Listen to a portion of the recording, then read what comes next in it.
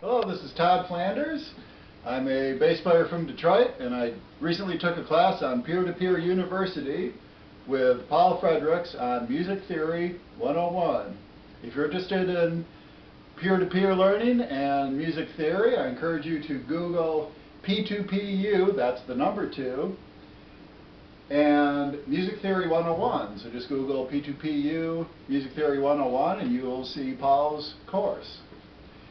The final for this music theory class involves creating a video, which is this, that talks about the different points that Paul taught and what I learned from them. So let's get started. The first point was, what is the musical alphabet? The musical alphabet uses the first 7 letters of our standard alphabet, A, B, C, D, E, F, G. After G repeats to A, so it keeps going A, B, C, D, E, F, G, A, B, C, D, E, F, G. And it also works backwards, descending, G, F, E, D, C, B, A, G, F, E, D, C, B, A. The next point was how to read the treble clef. And my advice is, don't use the treble clef, because bass is the ultimate instrument. But actually, sometimes even for a bass player, it is good to read treble clef because melodies are typically written in treble clef. So, and as a bass player, it's good to know all of the parts of the ensemble, and you'll probably learn the melody part from reading treble clef. So I encourage you to learn that. The lines of the treble clef from the bottom up are E, G, B, D, F. You can remember that as Every Good Boy Does Fine. Did I do that right, Jenny? I don't know. And then the spaces are F-A-C-E, spelling out the word face. The next part is how to read the bass clef, which of course is the best clef for people to learn, because again, bass is the ultimate instrument. And that the lines on the bass clef from bottom to top are G, B, D, F, A. Grandpa's Boogie Down Friday Afternoon. And then the spaces are A, C, E, G. The next question Paul has is, what is rhythm? Rhythm is a subdivision of time. I happen to have a metronome here. Let me grab that.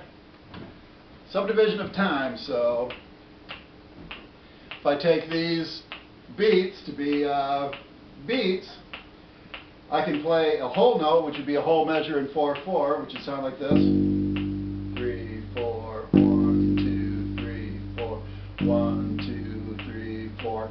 Half notes would be half of the time, or half of a measure, or 2 whole beats, which would sound like this. 1, 2, 1, 2, 1, 2, 1, 2. Quarter notes would be a quarter of a measure, where it would be the downbeats, the clicks that we're hearing.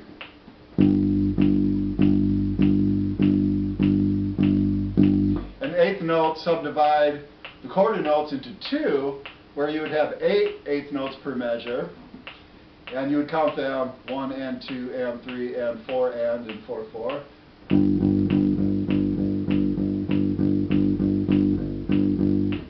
That is rhythm. And important with rhythm are rests.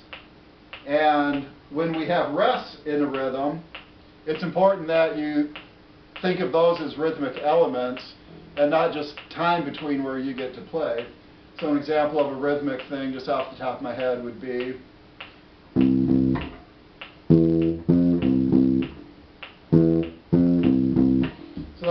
you can see where the rests are important in a groove like that. The next question is, what is a time signature? And I really liked that Paul used the word dodecaphonic because it was the second time in my life I had ever heard that term, dodecaphonic. And a time signature is basically a clue to the feel of a song, especially where you don't have a chart written in standard music notation. And where you do have a chart written in standard notation, the time signature tells you 2 things: how many beats are in a measure and what rhythmic unit of subdivision gets that beat. So for example, in 4/4, you'd have 4 beats per measure, and the quarter note would get the beat. In 2/4, you have 2 beats per measure, and the quarter note gets the B. In 6/8, 6 beats per measure, the 8th note gets the B. So an example of 4/4. 1, 2, 3, 4. 1, 2, 3, 4. An example of 2/4 would be something like 1,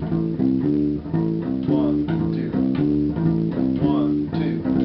I'm sorry, I can't do that and play it at the same time. 1, 2, 1, 2.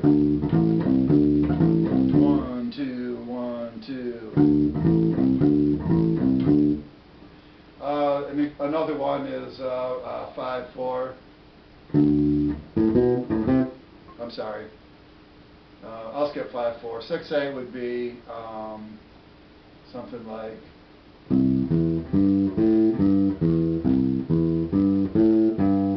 1, 2, 3, 1, 2, 3, 1, 2, 3, 2, 2, 3, 1, 2, 3, 2, 2, 3.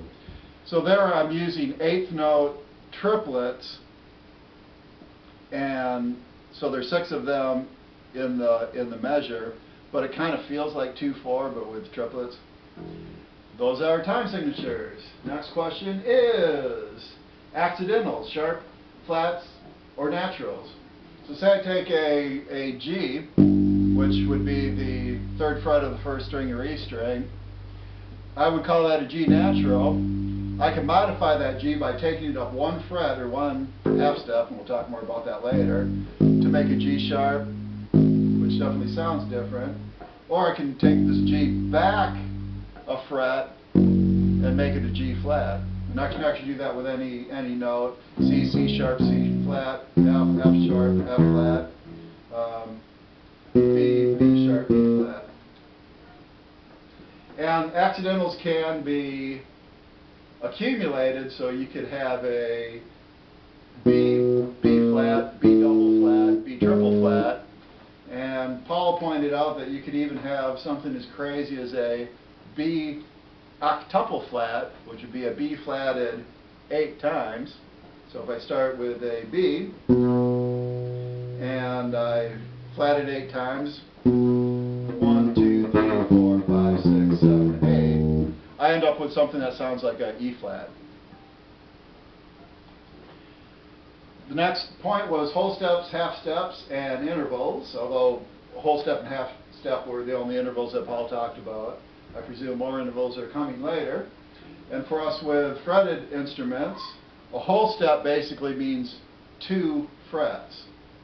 So I can go from a C, skipping a fret, and to the D, skipping another fret to the E, and skipping another fret to the F sharp. So it's important that you know with these intervals what the names of the notes under the intervals are, just to make the learning complete. If a whole step is skipping a fret, half step must be not skipping a fret, which for us bass players leads to some pretty common grooves.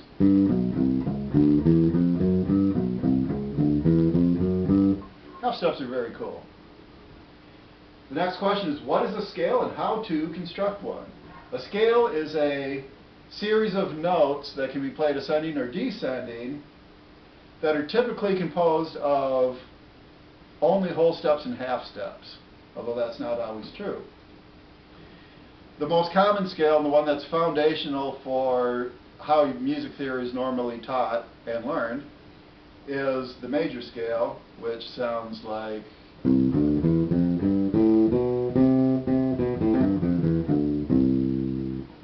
major scale. And the major scale consists of the intervals of, from the starting note, whole, whole, half, whole, I'm sorry, whole, whole, half, no, sorry, root, whole, whole, half, whole, whole, whole, half. Okay? And for us string playing instruments, our notes repeat along the neck, so it's good to know a major scale, multiple ways how to play it in any position, on the fretboard. The most common way a scale is played is with the second finger on the root. 3 notes per string. It can also be played with the first finger on the root. It can be played 4 notes per string. And the first way I did it was all the notes on one string. Sorry, cheated there. Okay, that is a scale. The circle of fifths and key signatures, that's kind of a big piece of the lessons that Paul taught. And the circle of fifth is a way to visualize key signatures. That when you go up a fifth from a note that you add a sharp. And what I mean by a fifth is starting on a C, for example, C. And if I count notes in the major scale, 1, 2, 3, 4, 5, I get to a G. And if I were to play that whole, half pattern in G, I would get G, A, B, C, D, E, F sharp, and then back to the G. So I have to use one sharp to maintain that same pattern when I go from a C, which is no accidentals, to a G, which is one sharp. If I were to go up a fourth from a C, 1, 2, 3, 4, that lands me at a F, where the same pattern would yield these notes: F, G, A, B flat, C, D, E, F. So by going up a fourth, I have to add a flat to maintain that whole, half pattern, and also to use every note in the musical alphabet once and only once. The incorrect way to call out the notes of a F major scale would be F, G, A, C flat, C, D, E, F. Because when I did that, I used C twice and I didn't use B at all, which breaks the rules of constructing a major scale. Not all scales, but the major scale. The last thing that Paul talks about is, and I guess to continue the circle of fifths concept more, if I start at C, going up fourths and adding flats, I'd have F1 flat, B flat, 2 flats, E flat, 3 flats, A flat, 4 flats, D flat, 5 flats, G flat, 6 flats, and then finally C flats would be all flats. And again, I can do the same thing with going up fifths, is C to G, 1 sharp, D is 2 sharps, A is 3 sharps, E is 4 sharps, B is 5 sharps, F sharp is 6 sharps, and then at C sharp, I have all 7 sharps. Now I can theoretically go on indefinitely adding sharps. For example, A sharp major scale, A sharp, B sharp, C double sharp, D sharp, E sharp, F double sharp, G double sharp, and finally A sharp. So I get 10 sharps with the key of A sharp, which is really weird. Don't ever write a chart like that, because people get really annoyed and they'll tell you that you don't know what you're doing if you write a chart. And I don't think there's any piece of software on the planet that lets you write a key signature with 10 sharps in it. But it's theoretically a valid key. The final point of the final lesson in Paul's series of lessons were how to construct a chord. And Paul defines a chord as any 3 notes played simultaneously. And I suspect he may enhance that definition in future lessons. And the example of a chord that he gave was a major triad chord, which, for example, could be a skip the B, go to the C sharp. I'm working off the A major scale. Skip the D and then go to an E. playing that as a chord, which bass players normally don't do. And I can move this pattern around to create chords of different keys: A flat major triad, G major triad. And being a bass player, I can do this other ways. If I were to do a D major chord, I would probably do this because it's easier, which has the 1, skip the 2, 3, and then I put the 5 on the bottom. And I can make minor chords too, but that's outside of Paul's lessons. This concludes my final exam for Music Theory 101 at Peer-to-Peer University. I encourage you to Google P2PU, that's the number 2, P2PU Music Theory 101, and take Paul's course. Thank you, and I hope I've passed the audition.